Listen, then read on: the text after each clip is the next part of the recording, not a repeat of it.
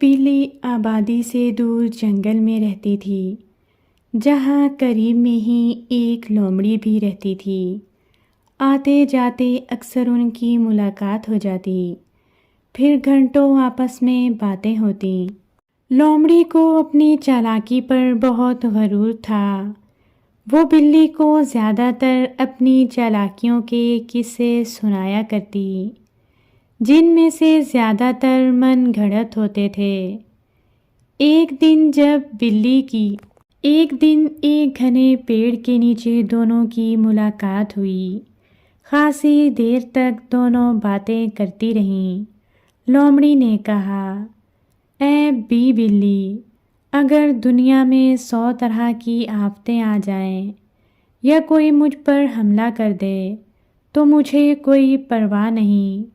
مجھے ہزاروں گر اور ترکیبیں آتی ہیں، میں ان سب مصیبتوں سے بچ کر نکل جاؤں گی۔ لیکن خدا نخواستہ اگر تم کسی آفت سے دوچار ہو گئی تو کیا کرو گی؟ بلی بولی، اے بوا، مجھے تو ایک ہی گر اور ترکیب یاد ہے۔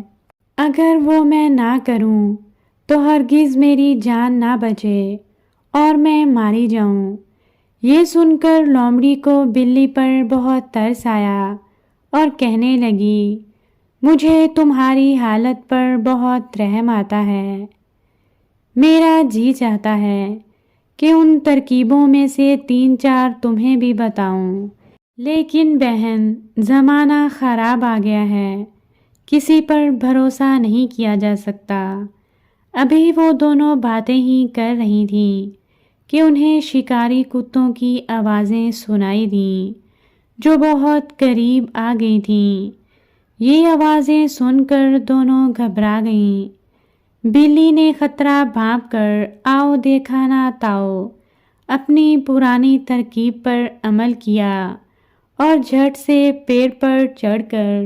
اس دوران شکاری کتا اتنا نزدیک پہنچ گیا کہ لومڑی اپنی کسی ترکیب پر عمل نہ کر سکی۔